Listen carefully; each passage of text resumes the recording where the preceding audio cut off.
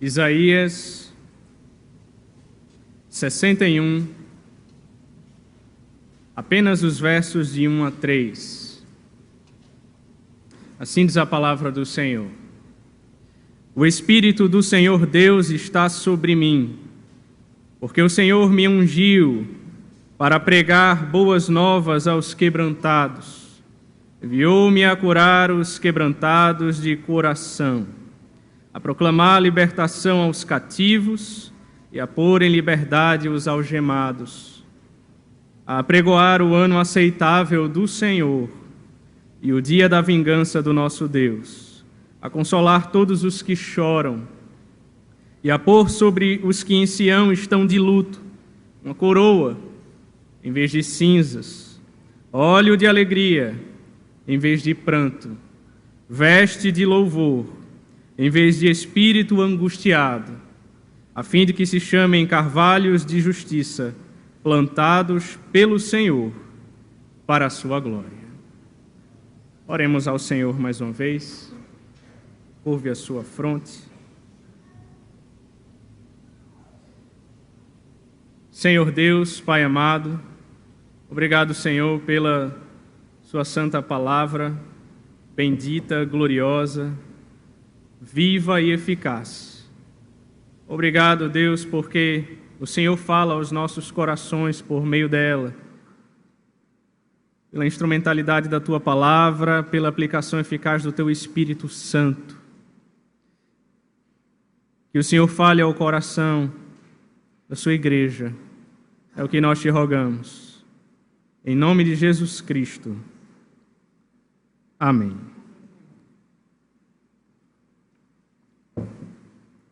Queridos irmãos, profeta Isaías, cujo nome significa "O Senhor é salvação", é autor do maior livro profético do Antigo Testamento.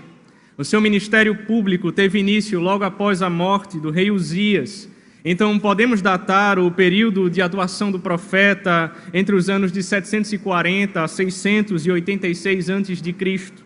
E nós podemos dividir esse livro em pelo menos duas partes. A primeira, os capítulos 1 a 39, há uma série de profecias contra a nação de Israel, chamando o povo ao arrependimento.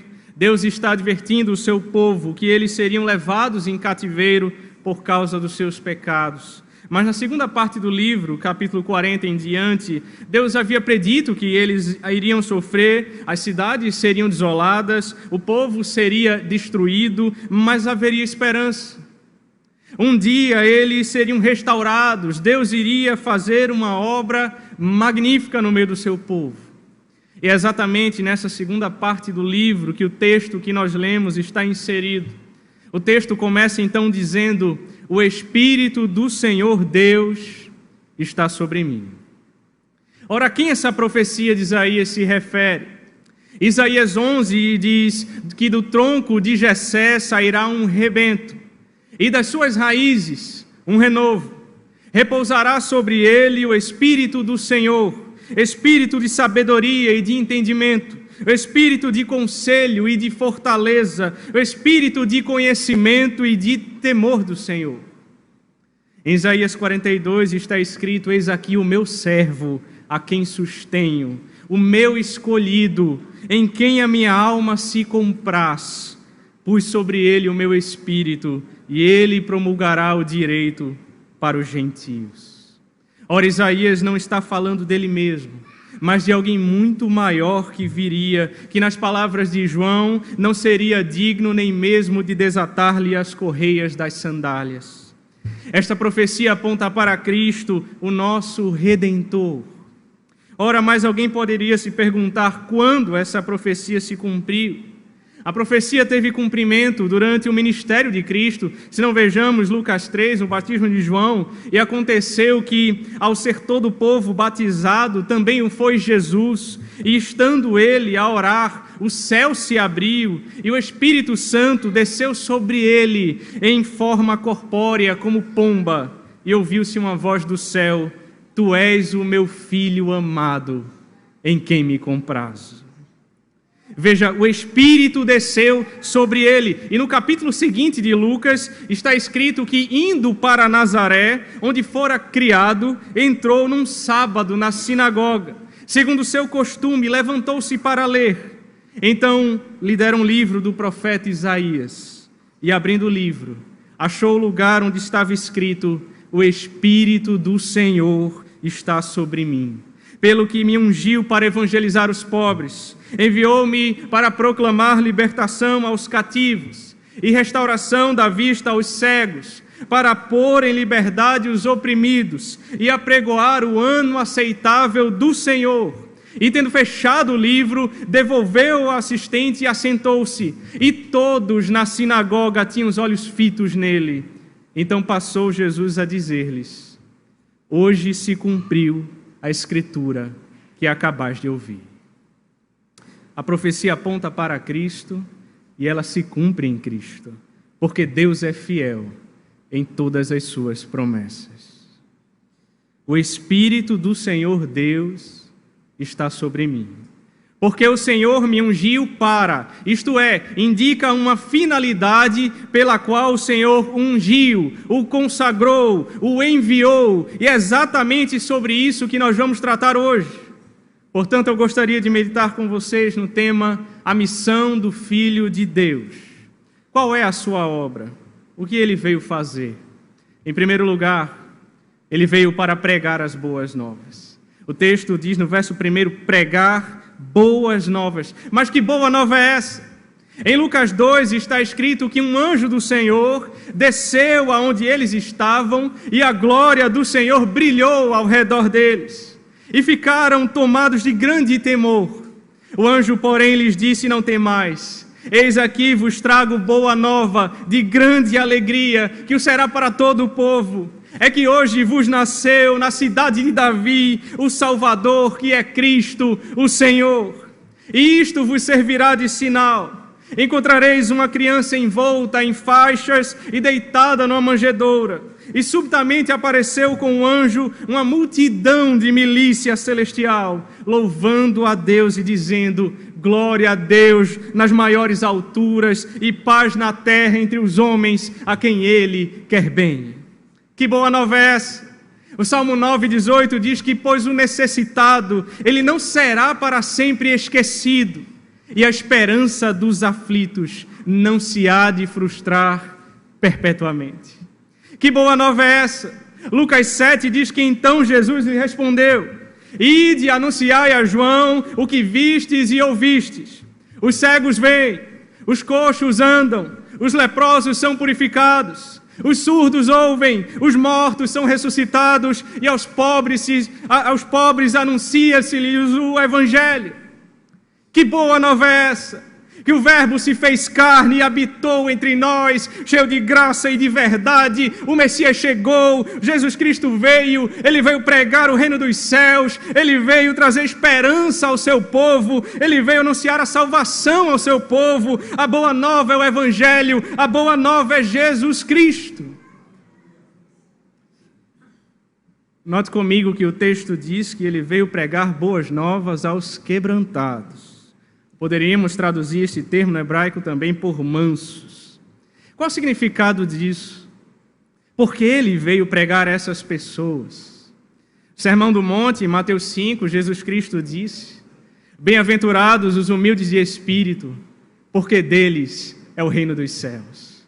Bem-aventurados os que choram, porque serão consolados.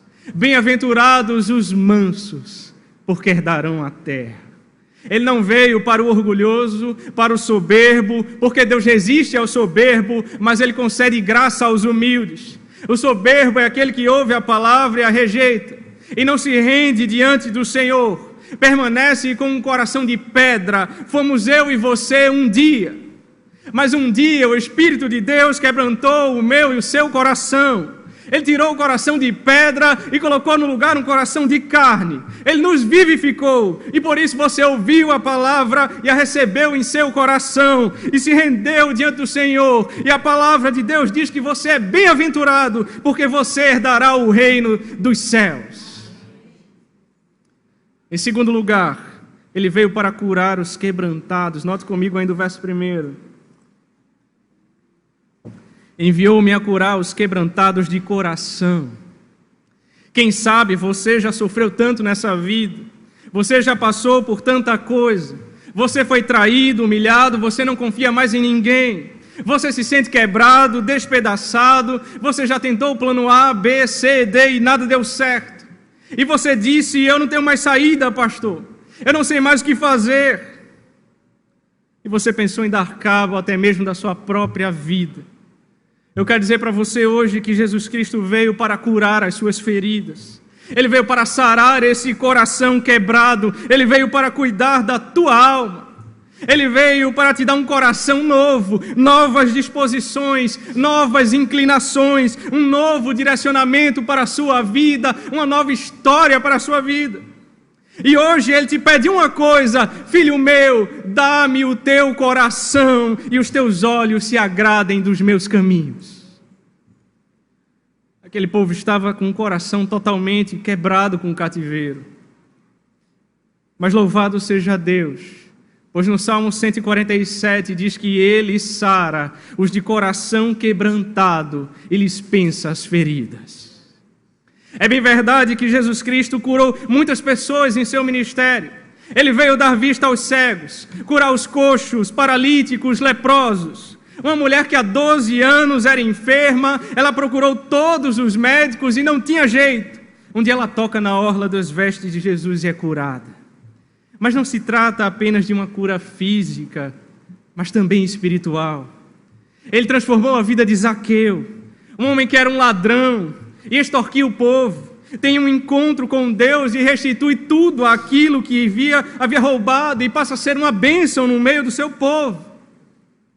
Dwight Moody diz que o Evangelho é especialmente destinado aos quebrantados, isto é, os humildes, que reconhecem o seu pecado e a necessidade de um Salvador e que se arrependem dos seus pecados.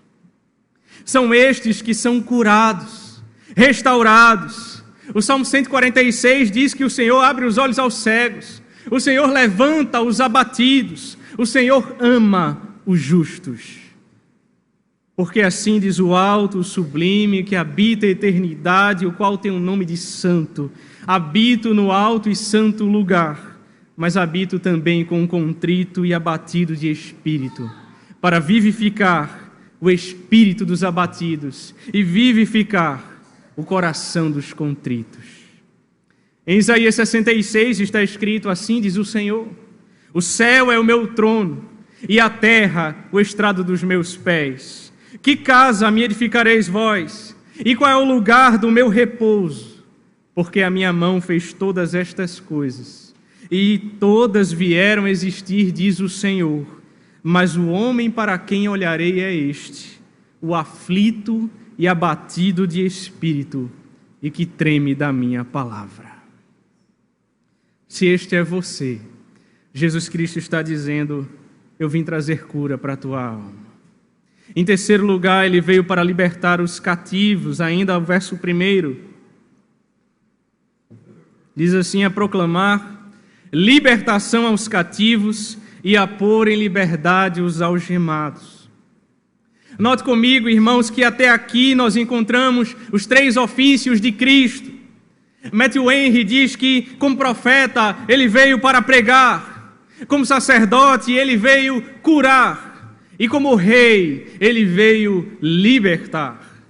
Ele vem proclamar a libertação aqui em 2 sentidos. Primeiro, de paz aos seus amigos. Segundo, de juízo aos seus inimigos. É claro que em primeira instância ele se dirige àquele povo que estava cativo da Babilônia. E ele veio para libertar essas pessoas do cativeiro. Mas não se trata apenas disso.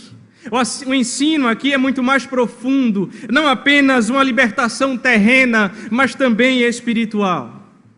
Veja, quando um homem comete um crime, naturalmente ele é preso. E o texto não está dizendo que o Evangelho vai simplesmente libertar essas pessoas da prisão. Mas quando esse homem conhece o Evangelho e tem a sua vida transformada, mesmo atrás das grades, ele se sente livre. Por outro lado, existem pessoas em nossa sociedade que não estão atrás das grades, que parecem ser livres, mas na verdade estão presas. Livres externamente, mas em cativeiro interiormente. São escravas, pois em 2 Pedro 2,19 diz que o homem é escravo daquilo que o domina. A grande pergunta que você precisa se fazer hoje é: do que você é escravo? Será que você é escravo dos sentimentos, do medo, da ansiedade, de vícios, das drogas, da bebida, do jogo, da fama, do dinheiro? Será que você é escravo do pecado? Mas eu tenho uma boa notícia hoje. Cristo veio trazer libertação para você. Não apenas proclamar liberdade, mas pôr em liberdade. Quebrar os grilhões daquilo que escraviza você, daquilo que domina você, daquilo que tem tirado a sua paz. Ele reforça essa ideia no verso seguinte, quando diz que ele veio para apregoar o ano aceitável do Senhor. O que quer dizer isso? Para compreender esse texto, precisamos nos lembrar de Levítico 25. O ano aceitável faz referência ao ano do jubileu, instituído por Moisés. Naquele tempo, muitas pessoas se tornavam escravas por contrair dívidas. Então, no ano do jubileu, a sua dívida era perdoada. É aquele ano em que todos os escravos deveriam ser libertos. Apregoar o ano aceitável do Senhor é como trocar uma trombeta insistentemente, dizendo: você que era escravo, agora é livre, em Cristo você é livre. Não apenas mais um ano específico, mas um momento na história em que Cristo veio ao mundo, Ele sofreu, Ele foi cuspido, humilhado, chicoteado, crucificado, e na cruz Ele disse: está consumado. O teu pecado foi perdoado, a tua iniquidade foi retirada, já nenhuma condenação há para você que está em Cristo Jesus.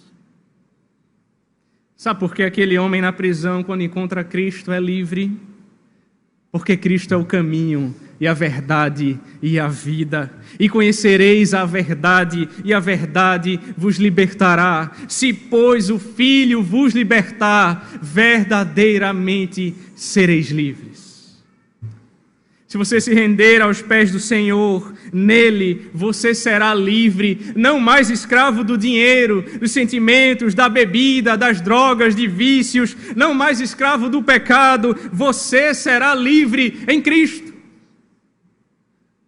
Ele veio proclamar a libertação, como vimos, primeiro, de paz aos seus amigos, mas segundo, de juízo aos seus inimigos. A apregoar o ano aceitável do Senhor e o dia da vingança do nosso Deus. Queridos irmãos, nós somos chamados para pregar todo o desígnio de Deus, todo o Evangelho, não apenas em parte. Eu não posso esconder de você que, assim como haverá dia da salvação para alguns, por outro lado, será também o dia da vingança ou do juízo de Deus para aqueles que não se renderem ao Senhor. O Evangelho é o bom perfume de Cristo, que traz vida e salvação àqueles que creem, mas também é cheiro de morte e condenação para aqueles que o rejeitam.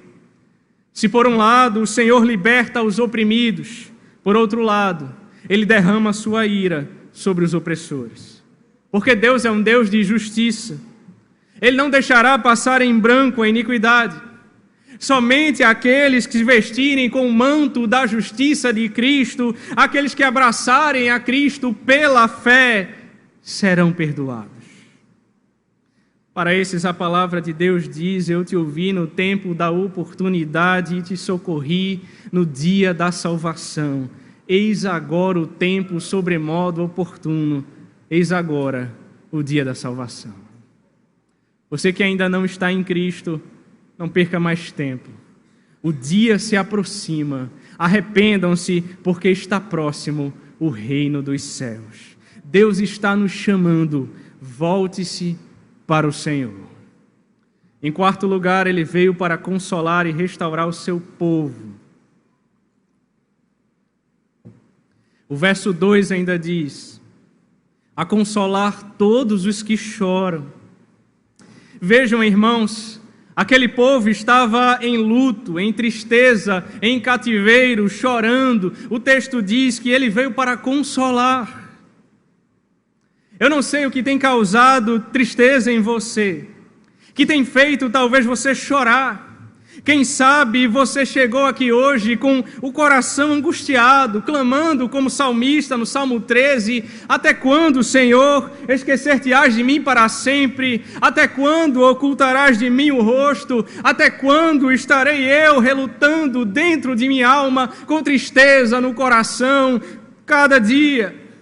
Até quando se erguerá contra mim o meu inimigo? O Salmo 42, as minhas lágrimas têm sido o meu alimento, enquanto dia e noite, enquanto me dizem continuamente: o teu Deus, onde está? Eu lembro-me dessas coisas, e dentro de mim se me derrama a alma, de como passava eu com a multidão de povo e os guiava em procissão à casa de Deus, entre gritos de alegria e louvor, multidão em festa. Por que estás abatida, ó minha alma?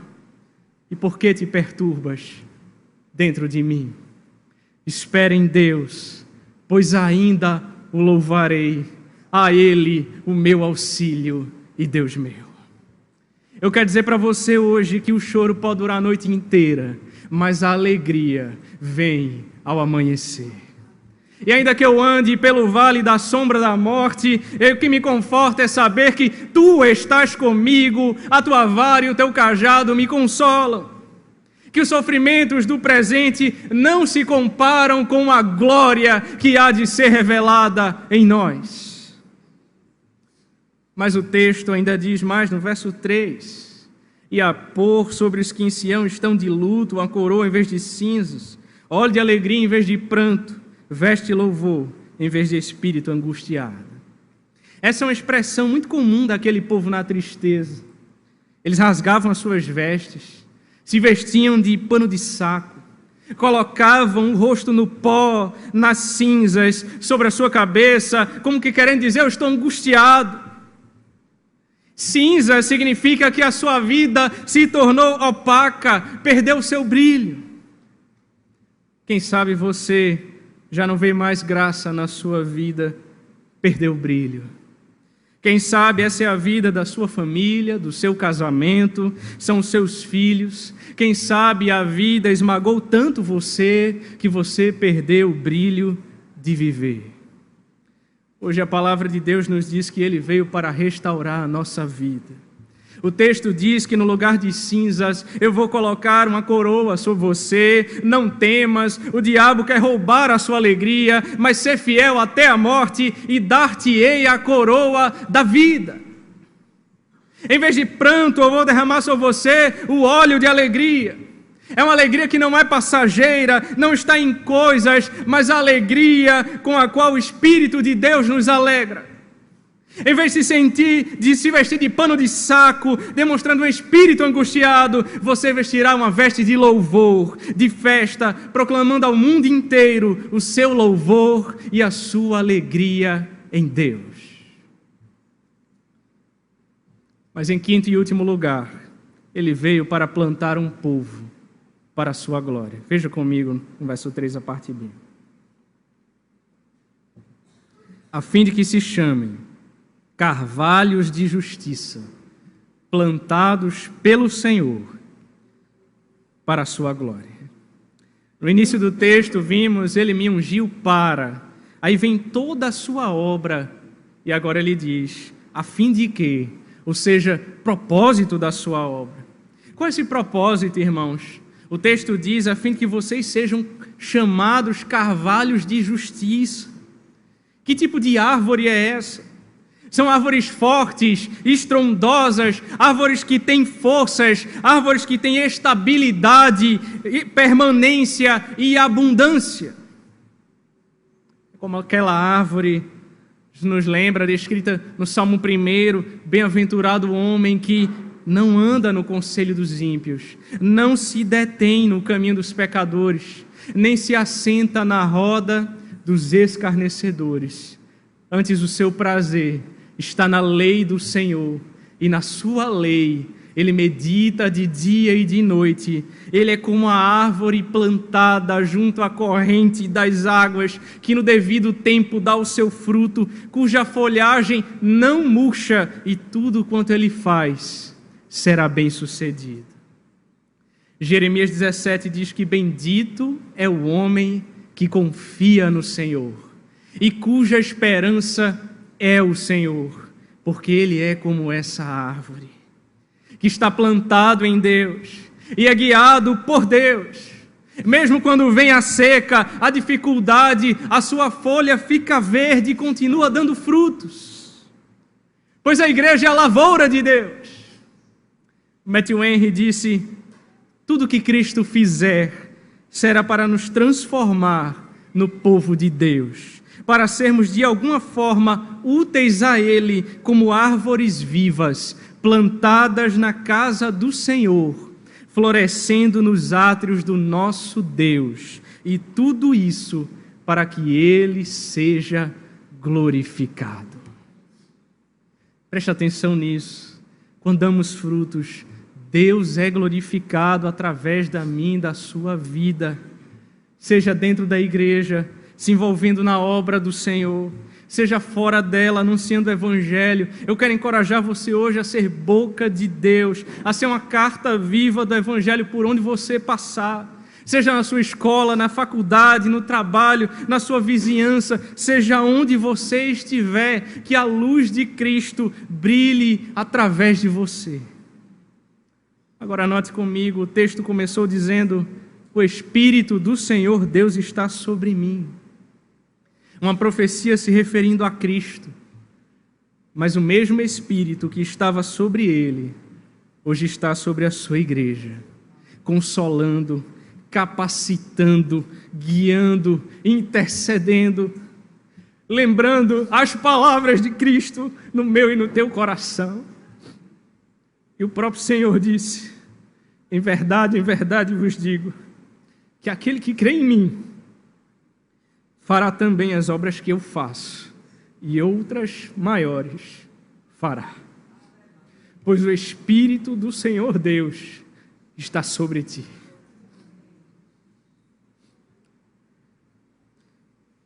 Eu quero dizer para você hoje que pensa que está perdido nesse mundo, que a sua vida não tem sentido, não desperdice a sua vida, meu irmão. Não desperdice a sua vida. Você foi plantado por Deus. O Espírito de Deus habita em você, para você viver para a glória dele. Em Isaías 60, 21, o Senhor disse: vocês serão renovos por mim plantados, obra das minhas mãos, para que eu seja glorificado. Feche seus olhos e vamos orar. Essa é a missão do Filho de Deus. Ele veio para pregar as boas novas, curar os quebrantados, libertar os cativos, consolar e restaurar o seu povo, plantar um povo para a sua glória. Nós cantamos durante essa liturgia desse culto no coral que o Rei está voltando. E você está pronto? Você está preparado? Como Ele encontrará a sua igreja quando Ele voltar?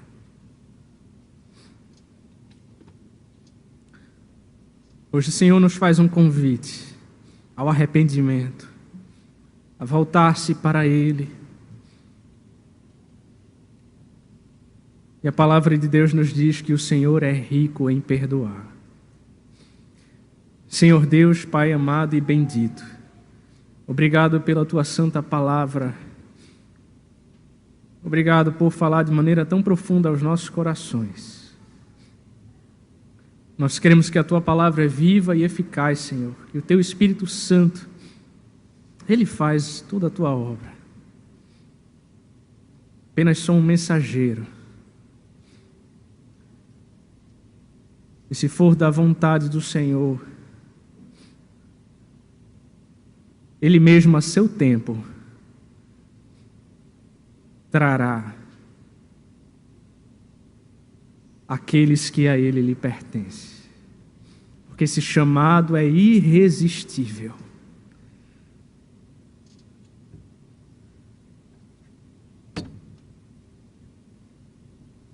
Deus amado, que seja feita a Tua vontade, é o que nós oramos.